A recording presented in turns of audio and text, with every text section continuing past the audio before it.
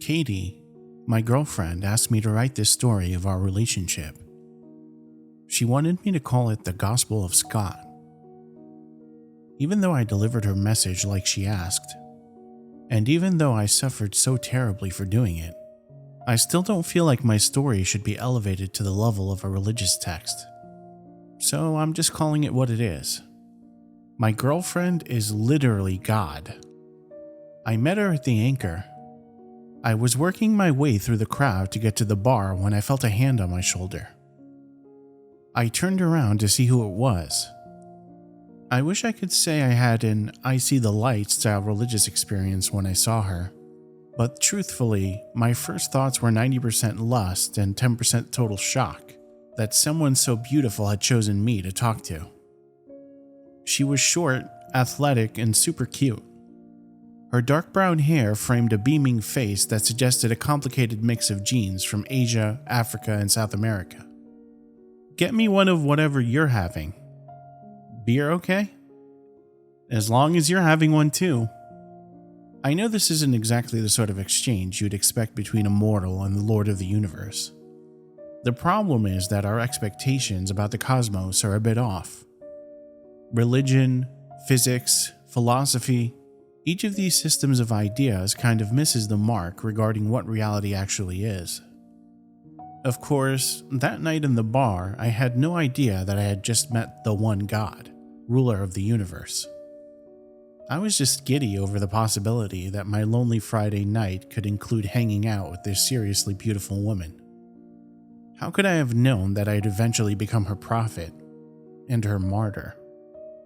I managed to push my way to the bar, get 2 Guinnesses, and wind my way back to her. "I'm Katie," she said as she took one of the beers. "I'm Scott." My social anxiety kicked in at that moment and all words left me. My brain refused to come up with anything to say next.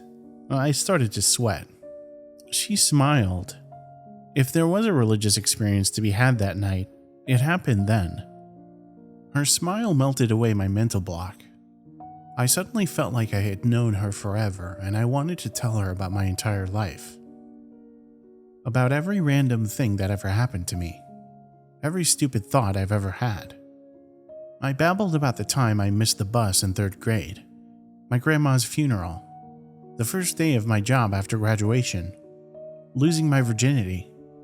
We moved from the crowded first floor of the Anchor to a quiet corner upstairs, and I babbled some more. After a few more drinks, we left the bar and hung out in a coffee shop down the street. I remember finishing my cappuccino and looking into the cup. The bubbles of the last bits of milk foam were slowly popping. I stopped talking for a moment to watch the little blob of foam at the bottom of the mug shrink into a tiny puddle of milk. It was only then, hours after I bought the first beers in the Anchor, that I realized I'd been talking nonstop. "I am so sorry," I blurted out. "I've just been rambling for hours. You must be so sick of hearing every damn thing that's ever passed through my mind." "Scott, I could listen to you all night." She smiled, then reached across the table and grabbed my hand. "I could do anything with you all night." Katie is sitting next to my bed as I'm writing this, and she just told me that I should write down everything we did the evening we met, in extreme detail. Every position, every kink. "We want people to actually read this," she told me. "It's important, so why not throw in a bunch of sex? You know, to make sure my message is spread as widely as possible." She has a point, but I'm too shy to write down literally everything we did. Since this is my story, my gospel, as she calls it, I'm just going to say that we went back to my place and spent the night doing pretty much everything that a man and woman can do to please each other. We stayed in bed together for most of the next day. She came over the next night too. By the end of the week, we were seeing each other every day. Whenever I'm in her presence, even now in this ICU bed, I feel like I'm drunk on happiness. I babble and blather like a fool. Amazingly, she pays attention to me. But in all my blathering during those first weeks of our relationship, I hardly ever asked her about herself. Only twice in those early days Before she revealed herself to me, did I probe her for more information about herself. Katie, if you want, I can drive you home. Wherever that is. Ha! I don't need a ride. I kinda live everywhere, you know? I didn't know what she meant, but I didn't pull on that thread either. I was just too happy and too afraid to discover something that would make it all end. A few days later, I asked if I could drop her off at work when I drove to the office. I work from home. I've never seen you work. Even in my love-struck stupor, I still managed to get to the office and even answer a few work emails from my apartment in the evenings. I make my own hours. Katie insists that she didn't do any mind tricks on me to make me overlook these things that normally would be fairly obvious red flags. No home that she would tell me about or show me. No obvious job. I was drunk on love, and rational thought wasn't exactly in my skill set. My state of euphoria ended the weekend I drove us to the lake. The lake is about a 3-hour drive out of town. Up in the mountains, there's a beautiful lake with a state park that's got a beach, a boat rental, a nice restaurant, and some cabins you can rent. I splurged and rented one of the cabins by the beach. Yes, it was super romantic, in case you're wondering. Our first night there, we were cuddling on the bed. "Let's go canoeing," she whispered. "It's midnight. The boat rental desk is closed. Let's steal a boat." She leapt out of the bed and quickly threw on her shorts and one of my t-shirts. "Let's go, we'll pull off a heist." By the time I got dressed and tiptoed out the door of our mini cottage, Katie was already on the beach, crouching next to the lock securing the ends of the steel cable that secured the small fleet of rental boats to a tree. "Got it," she whisper-shouted to me. "Grab 2 paddles." I grabbed a pair of paddles and we quietly moved one of the rental canoes to the water. She got in the bow. I pushed the boat into the water and scrambled into the stern. We paddled stealthily to the center of the lake. There was no wind, and the water was glassy smooth. Tree-covered hills rose sharply from the shoreline, illuminated by the full moon. We stopped paddling and drifted together in silence. She finally spoke. "There's something I need to tell you." I closed my eyes. Something bad was coming. She was going to dump me. "Go ahead." "I'm God." My eyes shot open. It wasn't the bad news I was expecting her to give me, but it wasn't good either. "You're what?" "God. I created the universe. It was me."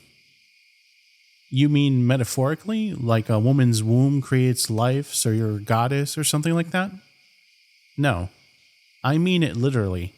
I'm God. The one and only God. Don't worry, it's not that big of a deal.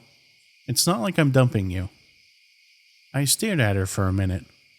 She was grinning with the weird mixture of mischief and hilarity that made me love her so much. Maybe, I thought, the reason she found her energy and her radiant personality so unique and captivating was because she was suffering badly from a mental illness. Bipolar disorder, maybe. I had met her in a period of mania.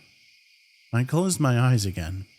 Whatever was wrong with her, I decided, I didn't care. In that moment, in the stolen canoe, I imagined the rest of my life with her. Whatever struggles with her illness lay in front of us, whatever terrible moments we would share, I was up for it. I was ready to be with her forever, no matter what. "Katie, She cut me off. "Touch the top of that hill," she pointed. "The tall one on the west side of the lake. Just reach out and touch it. It's 2 miles away. Come on, just do it. Humor me." I extended my arm in the direction of the faraway hilltop. My hand grew as I moved it away from my body. Or maybe the hill shrank. Whatever it was, space and distance changed. Reaching towards the 1,000-foot hill 2 miles from the canoe was no different than reaching towards a miniature model in a model train set. You know those dumb tourist photographs, the kind where someone near the camera poses to make it look like they're touching something far away? like they're holding up the Leaning Tower of Pisa or something, or touching the top of the pyramids at Giza. As long as the foreground and background are in focus, the illusion works. My hand and the hilltop looked like one of those tricks with perspective, except I actually touched the top of the hill. My fingers, now somehow made gigantic compared to the trees on the hill, felt the branches and limbs like bristles on a broom. I snatched my hand back. It shrank back to its normal size as I pulled back from the hilltop.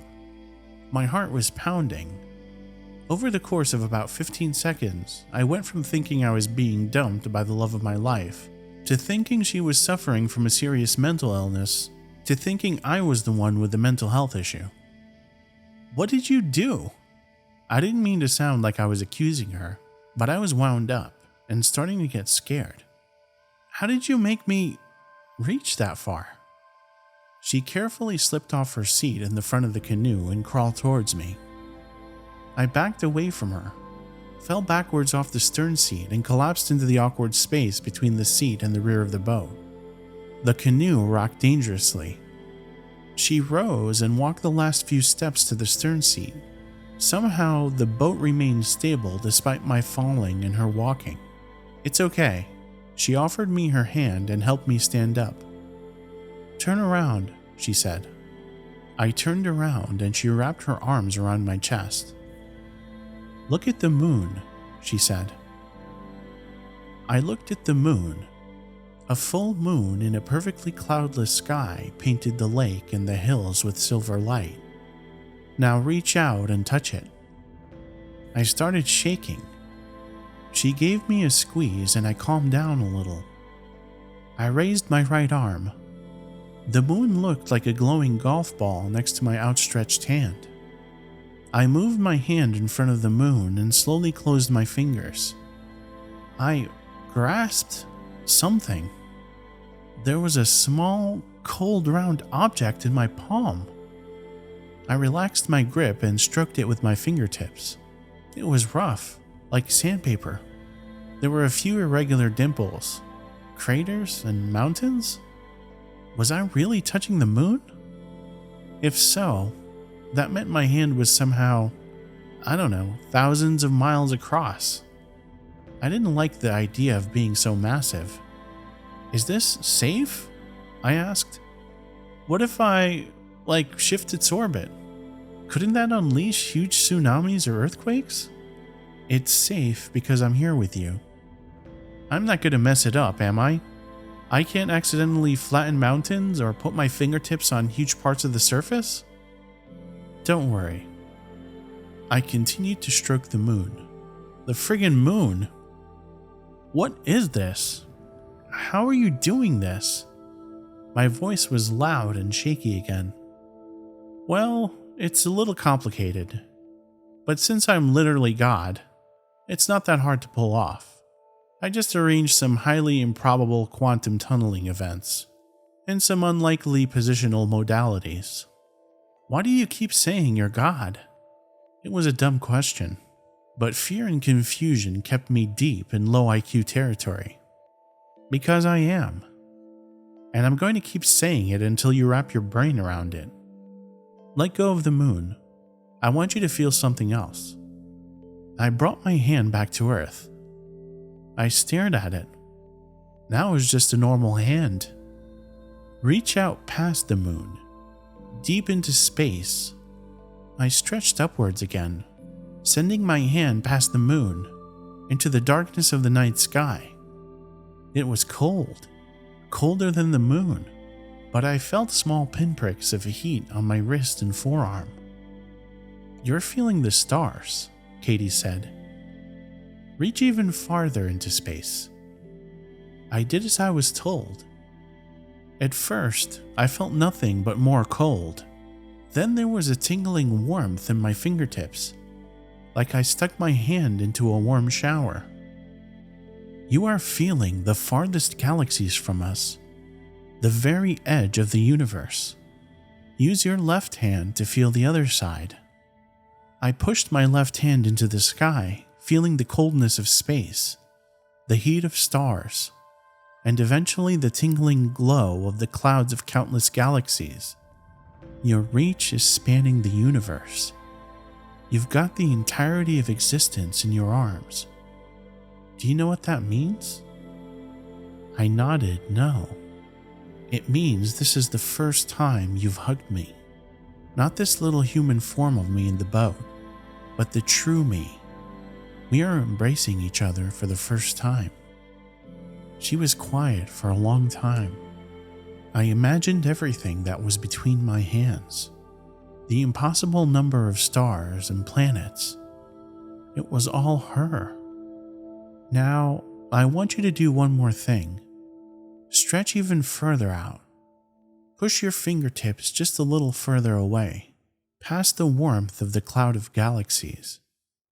I straightened my arms completely. I pushed my fingers through the warmth into whatever was beyond the universe. My fingertips burned and froze. They lit up with pain, but also seemed to disappear from my awareness at the same time. What is this? What is happening? The non-existence beyond the edge of the universe grabbed me. I felt it pulling my arms in both directions. The sensations shooting down the nerves in my arm made no sense. Pain, colors, sound, hate, beauty, mindlessness. I was touching pure chaos. A disorder so profound that time and logic evaporated. I reflexively tried to yank my hands back into the universe. The chaos beyond held them firm. I could feel my fingers merging with the chaos. Pulses of disordered energy. Effects with no cause and events outside of time oozed up my arms. Chaos and disorder greedily invading the universe through my body. "Help me!" I screamed. Katie squeezed me tight. Try to pull away again. I pulled hard, and the terrible madness spreading into my body slowly reversed its flow. My wrists emerged from the cloud of disorder, then my palms, then my fingertips. I collapsed backwards, and Katie helped me sit back on the canoe seat. "Now you know what I do for my day job," she said.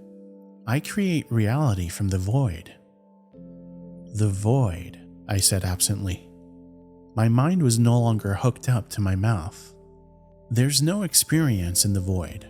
No mind can exist there. No love can exist there.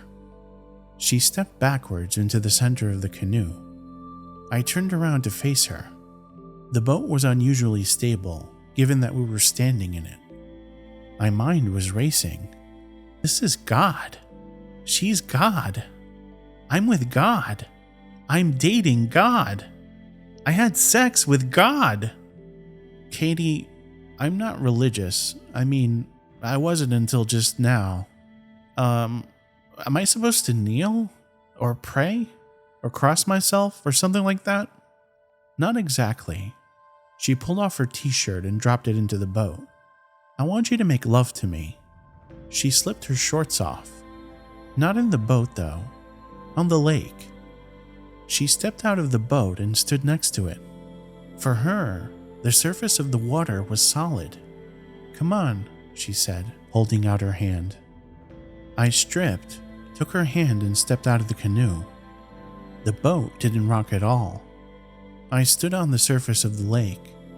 The water gave a little as I put my weight on it, like I was walking on a trampoline. She led me away from the boat. I followed, walking with careful, bouncy steps. My heart was pounding. I started gasping for breath. Katie, or my lord, or just Katie. I'm still me. I don't know if I can, you know? I looked down at myself.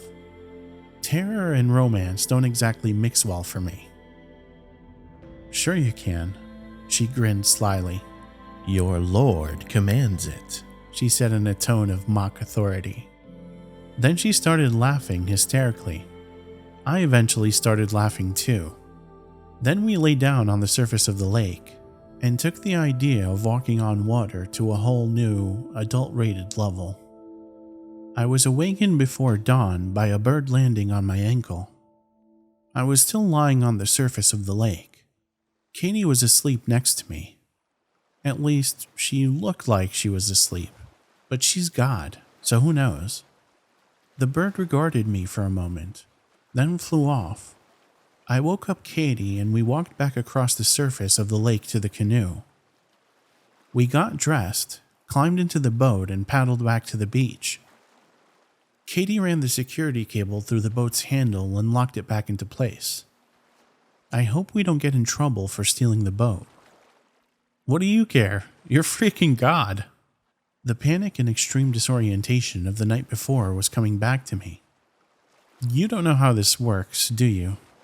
How what works? The cosmos. Buy me breakfast and I'll tell you all about it. We walked back to our rented mini cabin, showered, dressed, and made our way to the restaurant in the main lodge. Okay, Katie said. These eggs are pretty good. But the universe, how it all works, the void. Why the hell are you dating me? She put down her fork and smiled at me. Subatomic particles. They wiggle, jump around. Take your average electron or quark. At each instant, it's in a new place. And you can't really predict where it'll be next. It could be here, it could be over there. Now here's the thing though. Are you going to eat your toast? I put my toast onto her plate. What's the thing? She took 3 huge bites of toast, slowly chewed and swallowed. This is great toast. The thing? About subatomic particles? Right. Each time a particle moves, the universe branches. It branches big time. There's a whole new parallel universe created for each possible place that the particle could be. There's zillions of new parallel universes created every instant. That seems like an unreasonable number of universes, I said. There must be billions created every nanosecond from just the matter in your fork. Trillions. And multiply that by all the matter and energy everywhere. Trillions of trillions of trillions of new worlds branching off of this one each instant. And the same number again branching off of each of those. I don't want to throw shade at your creation, but that seems like an awful lot of universes. Yeah, well, I guess I just like universes. Most of them end up getting recycled by the void. All but one actually, are gobbled up by the randomness. Just one universe out of all the possible ones survives? Yes. The universe that I choose to experience is the one that sticks around. I choose which universe I want to experience. Which branch of the tree branching realities to call home. That's what reality is. The particular branch of the hyper-expanding tree of universes that I choose to experience. She finished the toast, then ordered more eggs and 2 servings of hash browns. We stayed at the lake for another 2 days. Katie said I acted pretty weird towards her during that time. She's totally right. I tried to worship her for a few hours. Stop, she said. It's really annoying when you do that. I tried to get her to do more cool god tricks that turn the toilet into gold or make me 12 feet tall. Stuff like that. Scott, I'm pretty sure you'd hate it if you were 12 feet tall. I asked her about the dinosaurs. Yeah, they were pretty cool. And the Big Bang. It was neato, Look, she finally told me. I make reality, right? Like I'm making it right now. And the reality I want is the one where we're just a normal couple. For now, in fact, I want to move in with you. Of course. I can help you move your stuff in. I don't have any stuff. I don't even have my own place. You're homeless? You're God. Why not just make a mansion or a palace? The universe is my house. I'm comfortably at home wherever I am. Katie didn't see the point in somehow magicking up a bunch of money either. After she moved in, I still went to work every day. Still paid rent and bills. Still filled my car with gas. I even bought her new clothes. A few pair of jeans and some t-shirts. She was God, so she got what she wanted, a basically normal romantic relationship. A few weeks after she moved in, Katie came with me to an after-work happy hour. Watching her make casual small talk with my oblivious coworkers was both hilarious and frustrating. She chatted with Ken, my devout Christian boss, about craft beer. What would he do if he learned that Katie was the deity who he had devoted his whole life to worshiping? I was still thinking about Ken on the way home. You met my boss, Ken. You talked about craft beer, remember? He's a super devout Christian. I know. So, you're who he worships, right? Like the Bible and that stuff? That stuff, she laughed. You mean Christianity? Okay, yes. Ken is, how do I say this? Directing his energy to the right deity? Not exactly. So like Jesus, 10 Commandments, Noah. Let's just say that I chose a path through all possible universes to one where the Bible exists. 2 weeks after the happy hour, I came home from work to find Katie waiting for me in a black business suit. I had never seen that outfit before. It certainly wasn't one that I bought her. Scott, she said in an atypically serious tone, I love you, which is why I chose you for this. I have to ask you to do me a favor, and it's kind of a biggie. Anything. I mean it. I'm going on a business trip soon. Before I go, I want you to communicate a message to everyone. I thought you were the universe. You are everything everywhere. Where are you going? I have urgent business outside of anything that you can comprehend. Don't worry, I'll be back. When? A couple trillion years. I collapsed onto the sofa. Tears filled my eyes. She sat down next to me. You don't have to wait that long, though. You'll be with me soon, after you deliver my message. I didn't like the sound of that. I'll be with her soon? Outside of anything that I can comprehend? But I love her. And also, she's the boss, you know? What is the message? She stood and walked to the kitchen counter. She picked up a Sharpie and a piece of cardboard that appeared to be ripped off the side of a large cardboard box. She uncapped the marker and wrote these words on the cardboard. God is not coming to help us, so we have to help each other. This message is going to piss a lot of people off, she said, but everyone needs to know this, and this message has to come from you. Why does it have to come from me? I mean, you could paint it in the sky with 100-mile-high flaming letters. An unambiguous message from God. Well, maybe. But the point is that I'm not going to be around. So proving that I am around as part of saying I'm not will be pretty confusing for folks. I need a prophet, and that's you. So what? I was still crying a little and wiped my nose on my sleeve. I walk around with this sign? No. I want you to stand around with this sign at major intersections downtown. Do it 16 hours a day until you can't do it anymore. So I did. The next morning, I called in sick to work and walked to the end of the off-ramp where the interstate dumps traffic downtown. Tens of thousands of cars pour through that intersection every day. Drivers began honking at me almost as soon as I arrived at the pedestrian island in the middle of the intersection. I studied their faces as they drove by to try to figure out if they were honking in support or in anger. I soon learned the language of car honking. 2 or 3 quick toots of the horn is a sign of support. Some of these toot-toot drivers gave me thumbs-up signs as they passed me. A long single blast of the horn signifies anger, rage even. The longer the driver lays on the horn, the more likely I was to also get a middle finger or even a shouted curse as they drove by. The angry horn blasts outnumbered the friendly toot-toots by at least 9-1. What were they so mad at? The second sentence on my sign just said that we have to help each other. That seemed benign. I guess it was the first sentence that was the problem. God is not coming to help us. Even though the message was directly from God herself, and completely true, Most of the people who passed through the intersection that day were not ready to hear it. Standing in the intersection and getting stared at, honked at, and yelled at was stressful and embarrassing. When would someone I knew drive through the intersection and recognize me? After lunch, I experienced a new and much worse type of humiliation.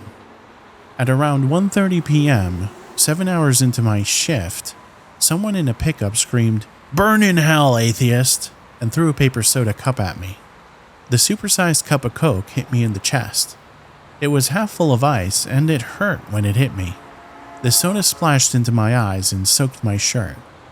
The paper cup resting at my feet must have been a subliminal clue to the rest of the drivers that day. 10 more people threw drinks at me.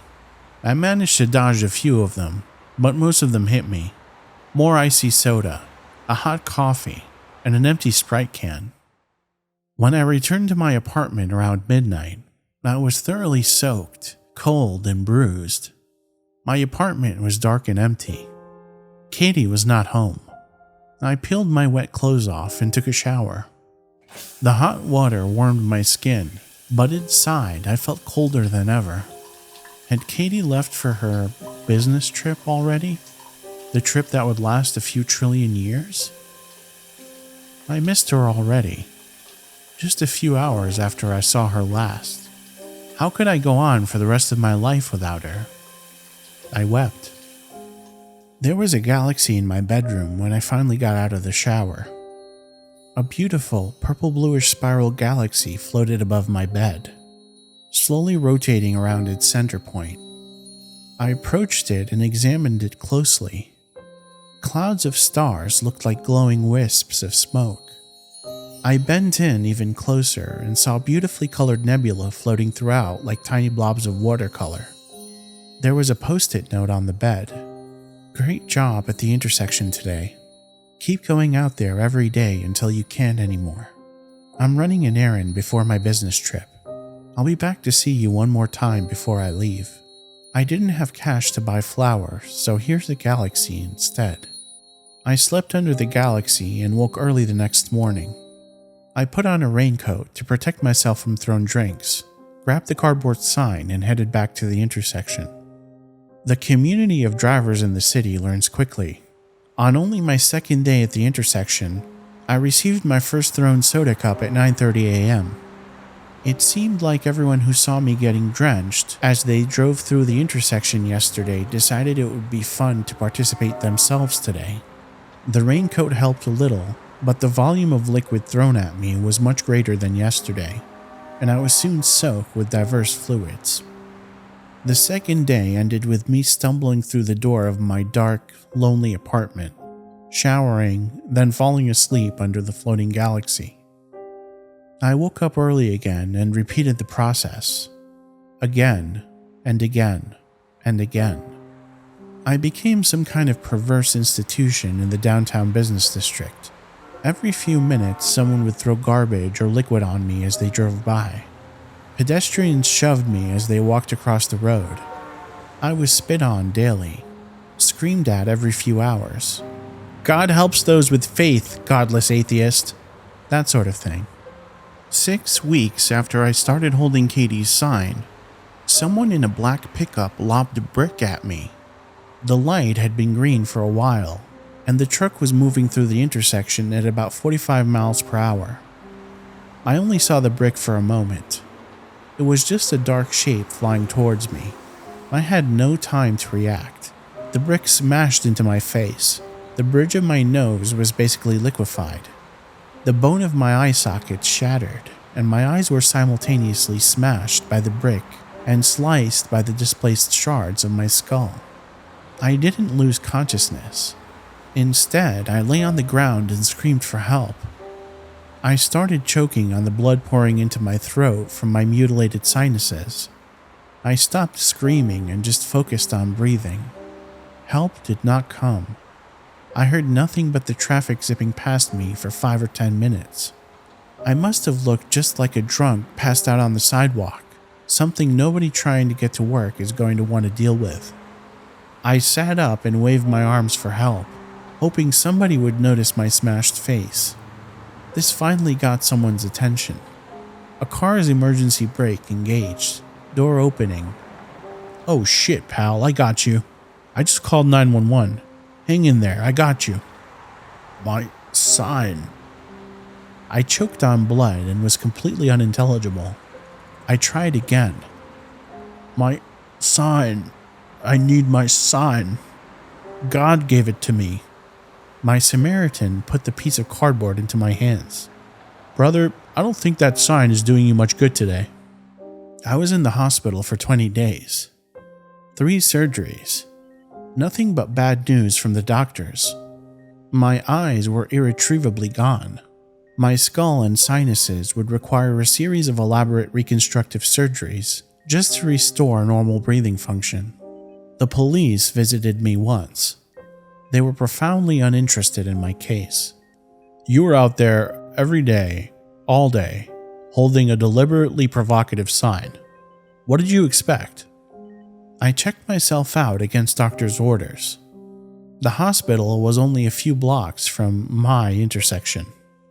Now blind, finding my way, even just over 3 blocks, was a terrifying challenge. I somehow made it back to the pedestrian island without getting run over. I stood, wobbly but upright, and held the sign, now crusty from dried blood and whatever other thrown liquids it absorbed. I stayed there. It was my job. Katie told me to do it, and so that's what I did. I didn't try to return to my apartment.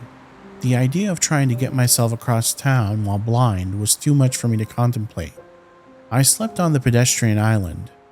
I begged for food when I heard pedestrians walk past. Sometimes someone would give me something, half a granola bar, the unfinished portion of a sandwich, a bottle of water. I lost count of the days. It may have been 3 weeks or a month. The weather grew colder, and it rained a few times. One night, late, I finally managed to doze off. I was startled awake by something splashing on me. Not just a cup of soda or old coffee. Someone dumped a whole bucket full of liquid on me. My sense of smell was gone. Another one of my senses completely destroyed by the brick. But even with no sense of smell, I could taste the fumes from the liquid. Gasoline. A man's voice said, "We don't want to see you burn in hell, atheist, so we're going to burn you now." I heard laughing, not just from the speaker, but at least 2 other people with him. Then I burned. The gasoline had soaked into every piece of clothing I wore, into the dirty bandages that covered my eyes, into Katie's sign. Engulfed. That's the word people use to describe something that is completely on fire. We throw it around casually. How often does a local news anchor use that word during a broadcast? Weekly? Engulfed in flames. It just rolls off the tongue. Now it was my turn to be engulfed. I rolled desperately and futilely to extinguish myself. There was too much fuel, too much heat. Nothing helped. I heard nothing but the rush of air and hot gases combining around me. I inhaled to scream, and the flames entered my lungs.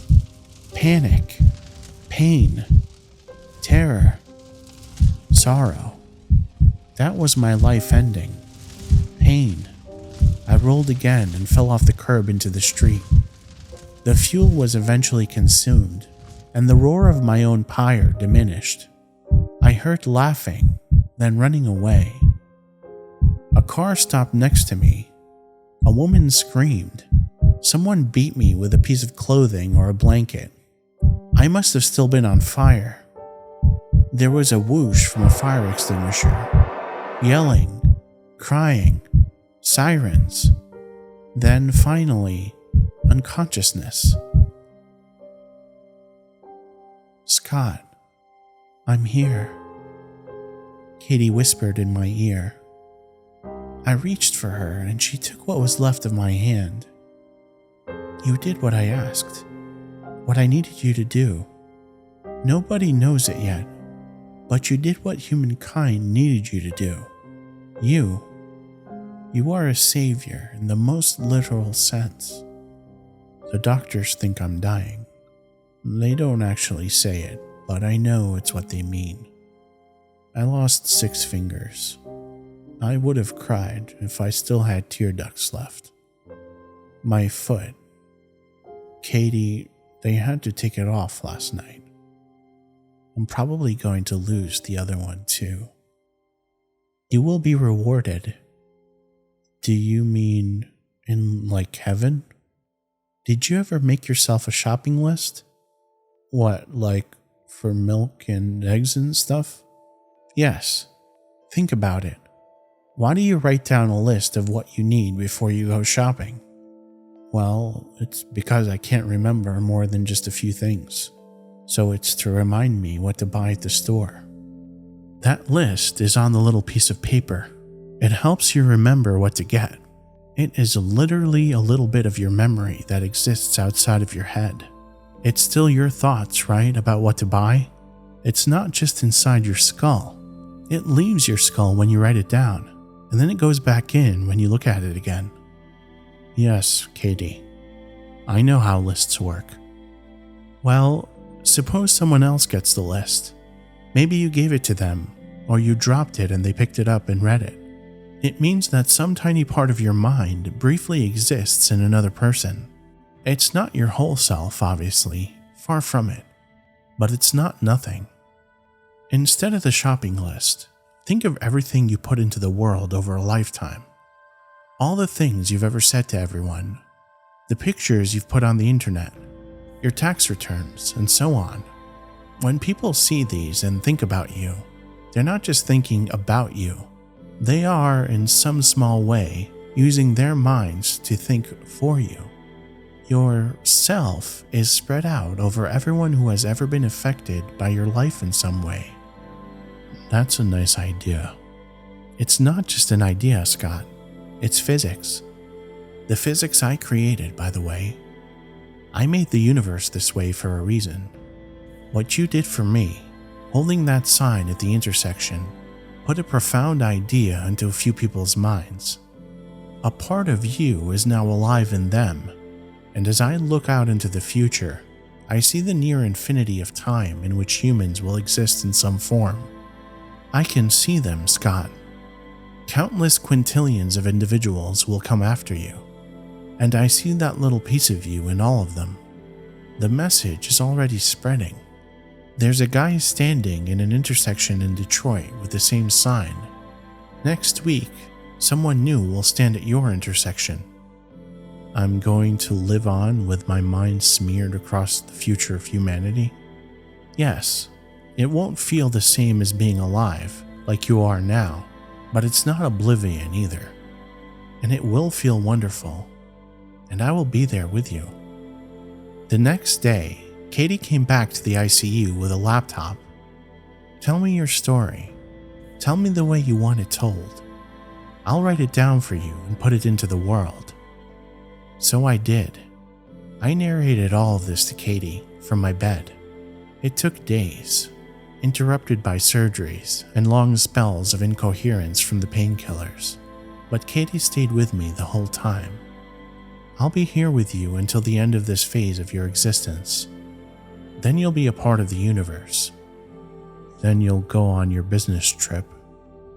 I will leave humanity for a long time. They'll be okay though, because of you. Scott died at 9:56 yesterday morning. I'm posting his story here. I hope you will read it and encourage others to do so. I'm leaving you now. I will not be here to help you.